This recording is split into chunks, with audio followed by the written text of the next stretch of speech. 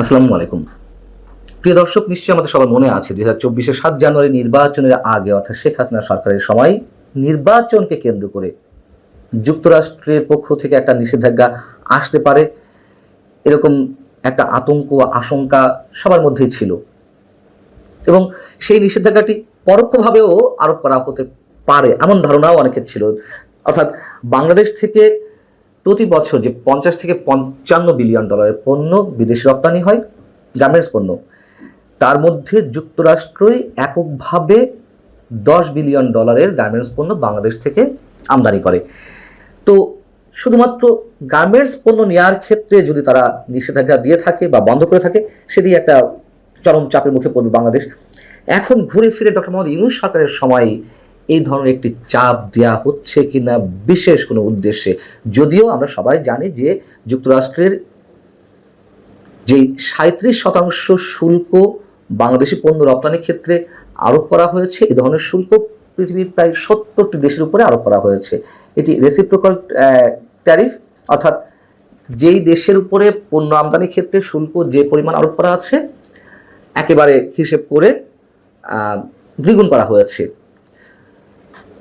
এই কথাগুলি এ কারণে বলছি যে 37% শুল্ক যদি আরোপ করা হয়, বাংলাদেশ থেকে যুক্তরাষ্ট্র সবচেয়ে বেশি যায় গার্মেন্টস পণ্য, তো গার্মেন্টস পণ্য যাওয়া বন্ধ হয়ে যাবে। এই পরিমাণ শুল্ক দিয়ে তো কোনো ব্যবসায়ী যুক্তরাষ্ট্রের বাজারে তার পণ্য রপ্তানি করে টিকে থাকতে পারবে না, এবং বাংলাদেশেও নিঃসন্দেহে চরম হুমকির মুখে পড়বে। 3 মাস আগে যখন এই ট্যারিফটি আরোপ করা হলো, পৃথিবীর অন্যান্য সরকারের মতন ডক্টর মোহাম্মদ ইউনূস সরকারও আবেদন জানিয়েছিল 3 মাসের জন্য স্থগিত রাখতে।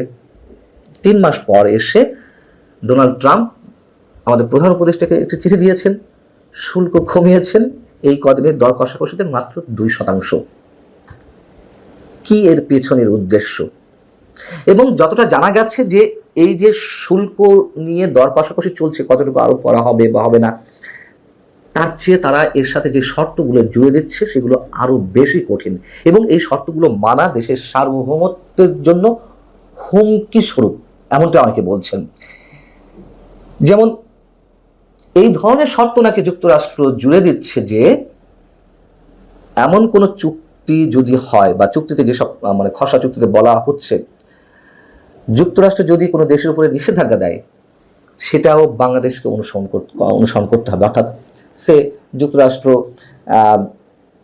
ভারতের উপর নিষেধাজ্ঞা দিল, ভারতের সঙ্গে কোনো সম্পর্ক বাংলাদেশ রাখতে পারবে না বাণিজ্যের ক্ষেত্রে।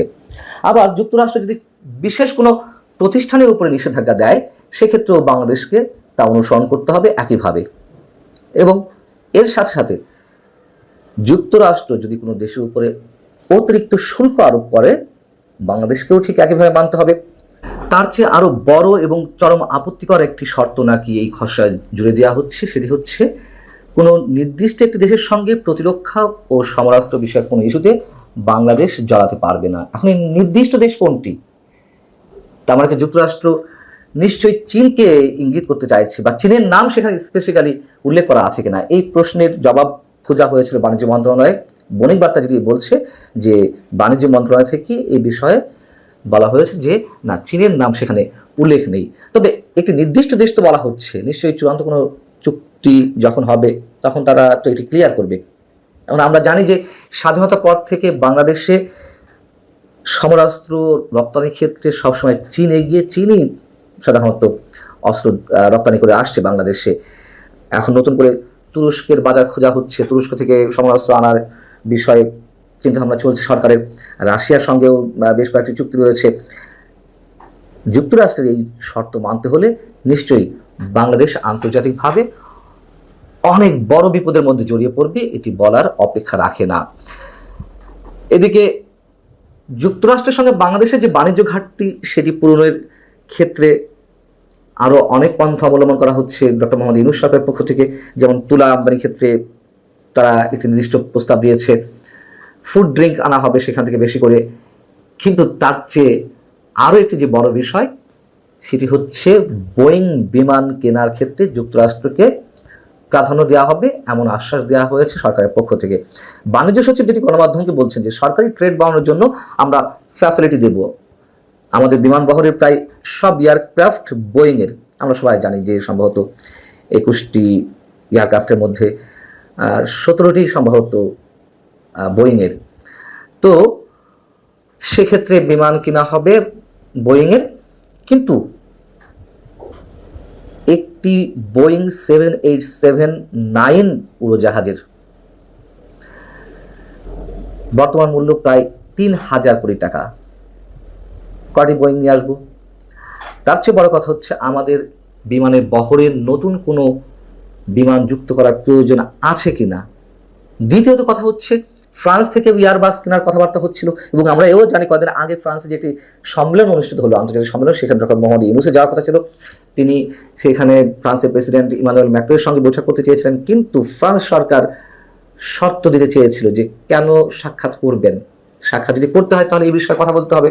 তো সে বিষয়ে আর এগোয়নি এবং ডক্টর মোহাম্মদ ইউনূসের ফ্রান্স যাত্রা স্থগিত করতে হলো।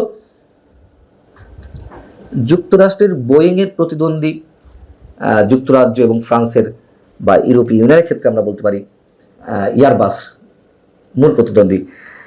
এখন এটি করতে গিয়েও আন্তর্জাতিকভাবে আমাদেরকে অনেক প্যাচের মধ্যে পড়ে যাওয়া লাগতে পারে। সব কিছু মিলিয়ে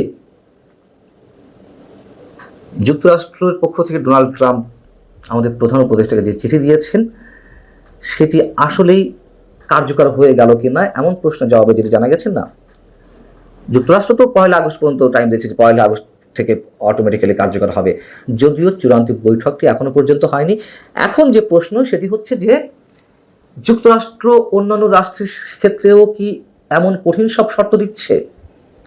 যদি না দিয়ে থাকে, বাংলাদেশের ক্ষেত্রে যদি সবচেয়ে বেশি কঠিন শর্ত দিয়ে থাকে, উদ্দেশ্যটি কি? এবং সেই উদ্দেশ্য হাসিলের পথে ডক্টর মোহাম্মদ ইউনূস সরকার যদি মসৃণ পথ তৈরি করে, সেক্ষেত্রে বাংলাদেশের অবস্থান কোথায় গিয়ে দাঁড়াবে, কতটা ঝুঁকির মধ্যে পড়বে, এবং অন্তর্বর্তী সরকার সেই পথে এগোবে কিনা, সেটি অবশ্যই অনেক বড় প্রশ্ন। তবে যেটুকু জানা গেছে, সরকার সাহস পাচ্ছে না এ ধরনের কোনো চুক্তি করতে। ভালো থাকুন সবাই, আল্লাহ হাফিজ।